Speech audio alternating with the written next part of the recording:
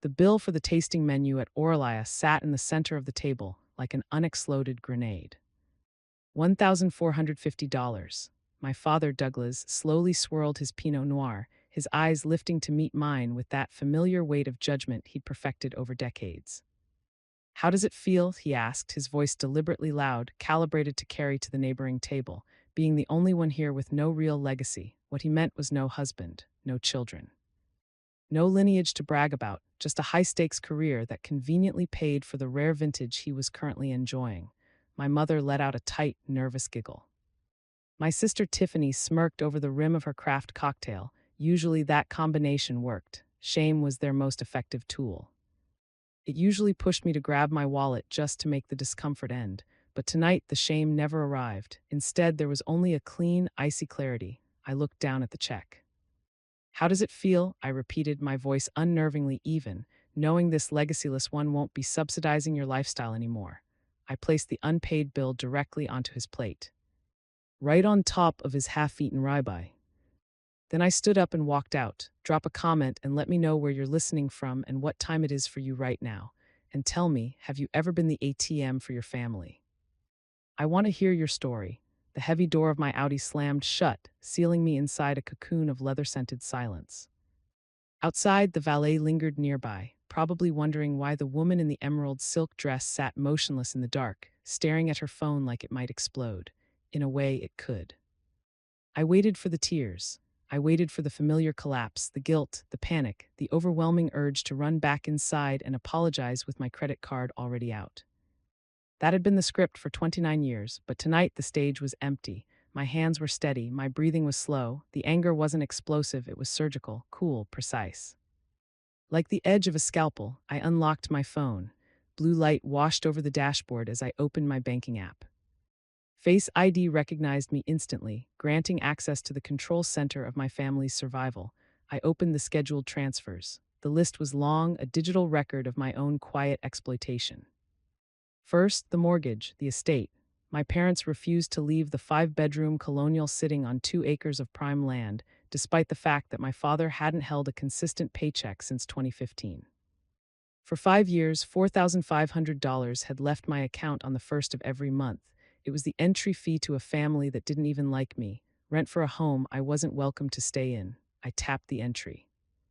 Are you sure? I didn't pause. Cancel recurring payment. Next, the platinum supplementary card. My mother liked to call it the grocery card, but the transaction history told a different story. Serenity Spa, Nordstrom, a private wine merchant. She was buying herself comfort and validation with my money while offering me nothing but reluctant tolerance. I opened card management. I didn't freeze it. I reported it lost and closed the account entirely. Then came Tiffany, Range Rover lease, $780 a month. A graduation gift for a degree she never finished. Too busy cultivating her personal brand. I had paid for the car that chauffeured her from brunch to brunch while I worked 80-hour weeks in a lab. Stop payment, then the landscaping crew, pool maintenance, country club dues, every expense propping up the illusion I wasn't just cutting off funds. I was dismantling the scaffolding holding up their fantasy. It took 4 minutes. When the screen refreshed, the list was empty, zero. A strange sensation flooded through me, not regret, vertigo. The disorientation of sudden freedom. For a decade, I'd been the load-bearing wall in a collapsing structure. I'd stepped away and gravity was about to do the rest. My phone buzzed. A text from my mother, another, then a call from my father. They must have realized the bill at the table hadn't been paid. They were probably checking their cards, panicking, searching for the safety net they'd just spent 2 hours ridiculing. I silenced the phone and tossed it onto the passenger seat. I pressed the ignition. The engine purred to life, deep and controlled, vibrating through the steering wheel. I pulled out of the lot and merged onto the highway under the city's glow. I didn't look back at the restaurant. I didn't glance at the phone lighting up the darkness beside me. I just drove. For the first time, I wasn't driving toward an obligation. I was driving away from a debt I'd finally decided to default on.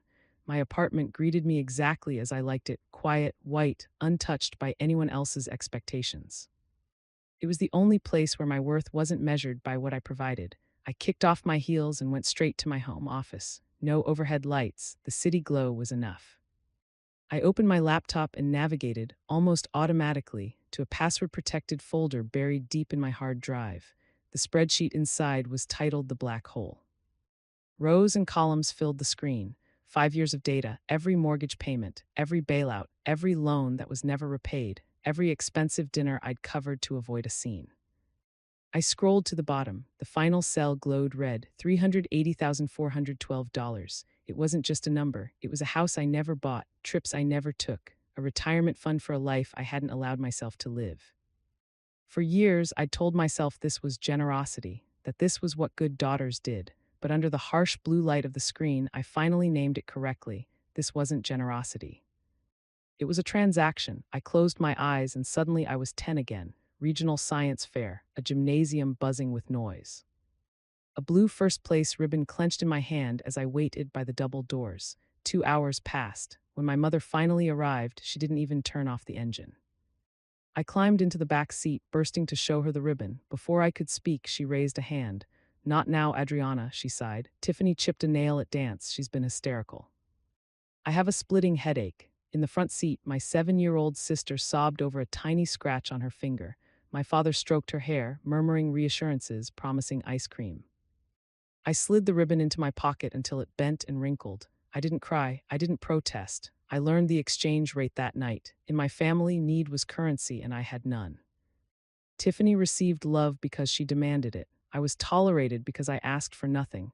That was the birth of the parentified child. To be safe, I had to be invisible. To be seen, I had to be useful. I opened my eyes and looked back at the spreadsheet. The child in the back seat had grown up. The system hadn't changed, only the price. For 20 years, I'd tried to buy what Tiffany received freely. I thought if I solved enough crises, wrote enough checks, saved the house one more time, the transaction would finally clear. That I could pay my way into being their daughter, but love isn't a subscription service. It shouldn't require monthly renewals through a bank transfer. The cursor blinked on the screen.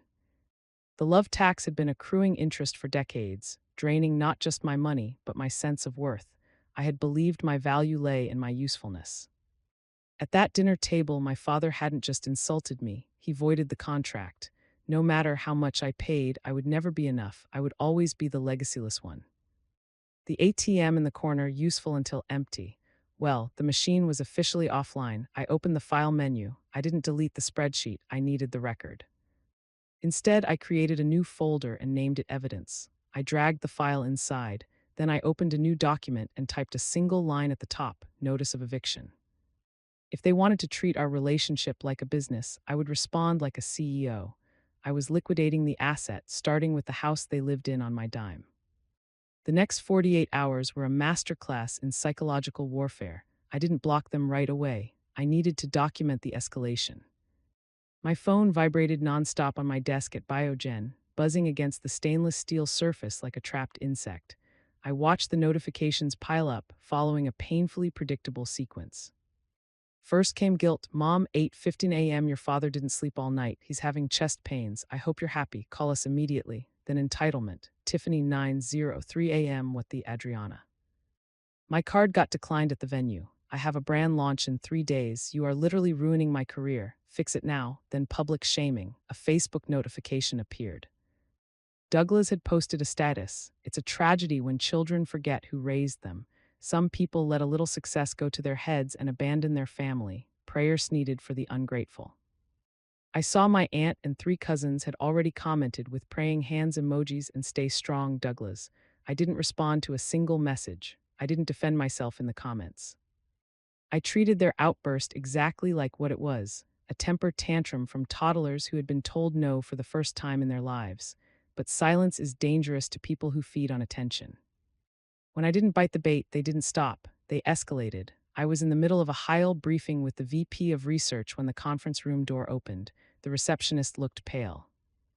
"Adriana," she whispered, interrupting the presentation. "I'm so sorry." The room went silent. My boss looked at me with concern. My stomach turned, but my face remained stone. I walked out, picked up the receiver at the desk, and pressed it to my ear. "Is someone dying?" I asked. "How dare you?" Patricia's voice clawed through the line loud enough that I had to pull the phone away. "You embarrassed us at the club. Do you know the Smiths were asking why your father's card was declined? You unfreeze that account right now, Adriana. We have a reputation. I hung up. I stood there in the sterile hallway of my billion-dollar company, staring at the receiver. She had lied to my workplace. She had used the phrase life or death to bypass security, jeopardizing my professional standing, all because of a declined credit card at a country club.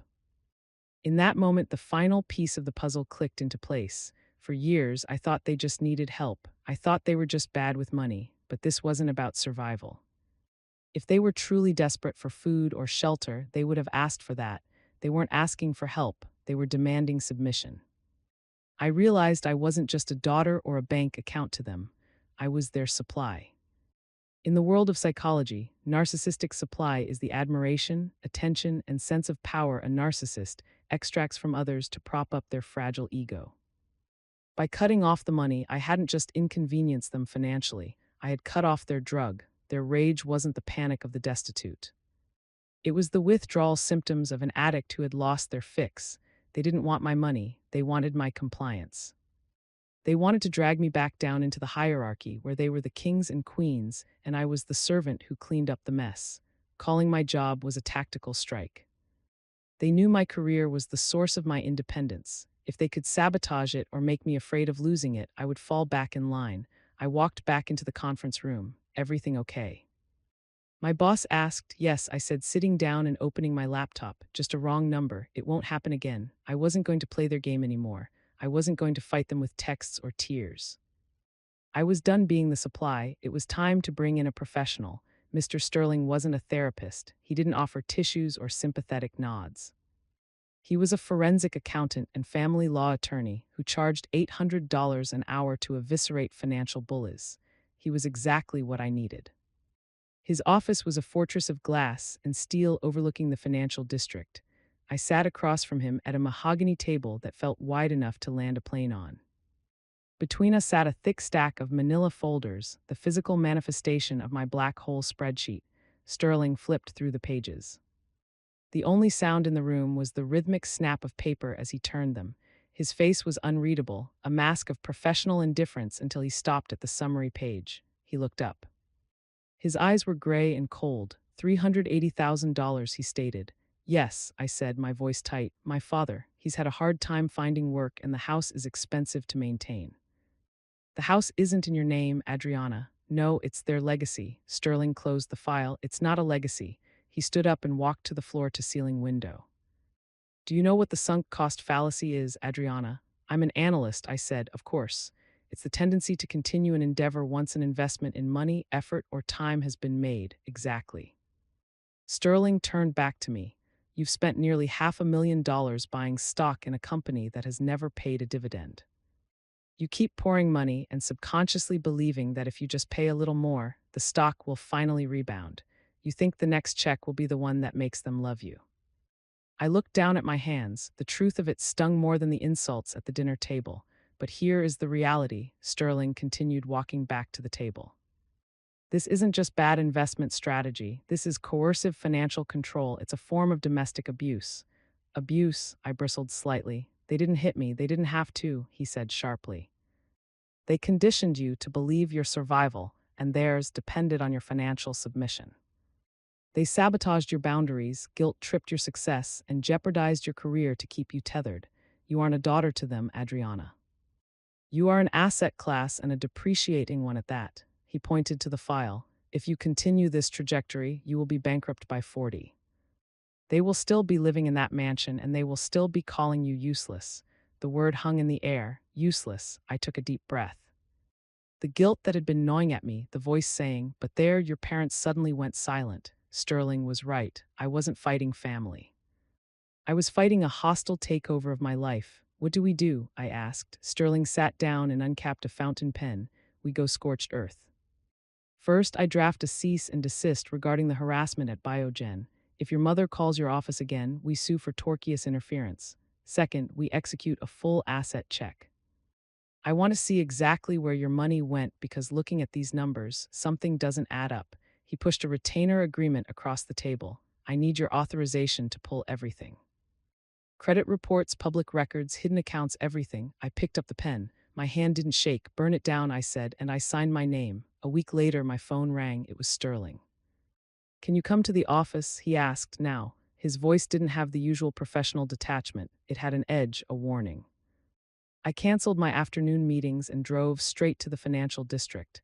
When I walked into the conference room, the atmosphere was heavy. Sterling didn't stand up to shake my hand. He was staring at a new, thinner file on the desk. He waited until I sat down. "We found something," he said. "It wasn't in the standard credit report. These were commercial business loans. 3 of them opened 2 years ago." I felt a cold prickle on the back of my neck. "Opened by whom?" "By you," Sterling said. "Or rather, by someone using your social security number, your previous address, and a forged signature." He slid a paper across the glass table. "Total principal amount, $95,000. I stared at the number. $95,000. My mind immediately raced to the usual suspects. "Let me guess," I said, a bitter laugh escaping my throat. "A timeshare in Cabo, a new boat for my father." Did my mother need a wardrobe update for the season? I reached for the paper, shaking my head. I shouldn't be surprised. They felt entitled to my income, so why not my credit score too? Adriana, Sterling interrupted. His voice was quiet. "It wasn't for lifestyle spending." I stopped. "We traced the disbursements. The money didn't go to a resort or a dealership. It went to a law firm and a private settlement fund." He opened the folder to reveal a police report. A mugshot was clipped to the front. It was Tiffany. "2 years ago," Sterling explained, "your sister was involved in an incident, a DUI. She crashed her Range Rover into a parked car. There was significant property damage and a passenger in the other vehicle who threatened to press charges." I froze. I remembered that time. My parents had told me Tiffany was exhausted and taking a mental health break at a wellness retreat. They had asked me for $5,000 for therapy. I had given it to them without question. "They needed it to go away," Sterling continued. "Tiffany was just starting her influencer career. A DUI would have ruined her brand deals, so they settled out of court. The other driver signed a non-disclosure agreement. The damages were paid in full. He tapped the loan documents, but they didn't have the cash. And they couldn't take out a loan because their credit was already ruined. So they used yours." The room seemed to tilt. They hadn't just stolen money to buy things. They had stolen my identity to protect her. I was the shield. I was the body armor they strapped on to take the bullet so the golden child wouldn't get a scratch. They were willing to saddle me with nearly $100,000 of debt. Willing to risk me going to prison for fraud if I ever defaulted just to make sure Tiffany didn't have to face the consequences of her own actions. She was the asset to be protected. I was the resource to be consumed. I felt bile rise in my throat. I stood up abruptly and walked to the corner of the room, bracing my hand against the cool glass of the window. I breathed in then out, forcing the nausea down. For years, I had told myself they loved us both, just differently. That was a lie. They loved her. They used me. When I turned back to Sterling, the sickness was gone. The sadness was gone. There was only a cold, terrifying emptiness where my loyalty used to be. "Draft the affidavit," I said. My voice sounded like it belonged to a stranger. Adriana, Sterling warned, "Once we file this, it triggers a criminal investigation. This is identity theft, wire fraud, grand larceny. We are talking about felony charges." "I know what we are talking about," I replied. "I'm not paying for her mistakes anymore. Draft the papers." The gravel crunching under the tires of Sterling's black sedan was the only sound as we rolled up the long manicured driveway of the estate. The house loomed ahead, a sprawling white pillared monument to money my parents didn't have and a status they hadn't earned. I walked up the steps, Sterling a silent shadow beside me. I didn't knock. I used my key, the one I had paid for 1,000 times over. We found them in the sitting room. It was a tableau of delusion. Douglas was reading a golf magazine. Patricia was arranging hydrangeas. Tiffany was scrolling on her phone, looking bored. When they saw me, the atmosphere shifted instantly, not to fear but to smug satisfaction. They thought I had broken. They thought I was there to apologize, reactivate the credit cards, and resume my post as the family servant. "Well," Patricia said, not even looking up from her flowers. "I knew you'd come to your senses. I hope you brought a cashier's check, Adriana. The landscaping bill is overdue." Douglas tossed the magazine onto the coffee table.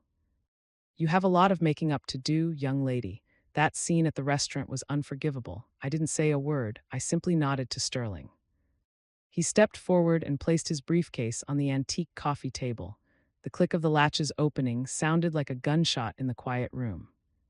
He pulled out the dossier, the police report, the loan documents, the forensic tracing of the IP address. Mr. and Mrs. Vance Sterling said, his voice level and devoid of emotion. We aren't here for the landscaping bill. We are here to discuss 3 counts of wire fraud, 3 counts of identity theft, and 1 count of grand larceny totaling $95,000. The smugness vanished from Douglas's face. Tiffany stopped scrolling. "Who is this?" Douglas demanded, his face reening. "And what the hell are you talking about? This is Mr. Sterling," I said coldly. "He is a forensic accountant, and he knows about the loans you took out in my name to pay off Tiffany's settlement." Silence. Absolute suffocating silence. Patricia dropped a hydrangea stem. Tiffany shrank back into the cushions, her face pale. That was a family matter. Douglas stammered his bluster, losing steam. "We did what we had to do to protect your sister. You have plenty of credit. With what income?" Sterling asked sharply. "You are insolvent, Mr. Vance. And borrowing money in someone else's name without consent isn't a family matter. It is a felony.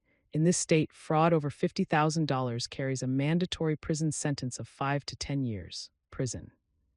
Patricia gasped, clutching her pearls. "Pearls I probably bought. You would send your own parents to prison over money." "You were willing to send me to debtor's prison for a crime I didn't commit," I countered. "You risked my career, my freedom, and my future to save Tiffany's reputation. You made your choice." I stepped closer to the table. "But I am generous. I am offering you a settlement, 1 chance to stay out of handcuffs." I laid a single sheet of paper on top of the evidence. Option A, Mr. Sterling files this police report immediately. You will be arrested. The story of Tiffany's DUI will become public record during the trial. You will lose everything. Douglas looked at the paper, sweat beading on his forehead. "And option B, I said. You list this house for sale within 48 hours. The proceeds will first pay off the fraudulent loans in my name. Then they will reimburse me for the $200,000 in mortgage payments I made over the last 4 years. You walk away with whatever is left." "Sell the house," Douglas roared. "This is our legacy. We've lived here for 20 years. "It's not your legacy," I said quietly. "It's my liability, and I'm liquidating it." "You can't do this," Tiffany whined from the sofa. "Where am I supposed to live?" I looked at my sister. "The golden child, the reason for the crime." "Get a job, Tiffany," I said. "I hear retail is hiring." I turned back to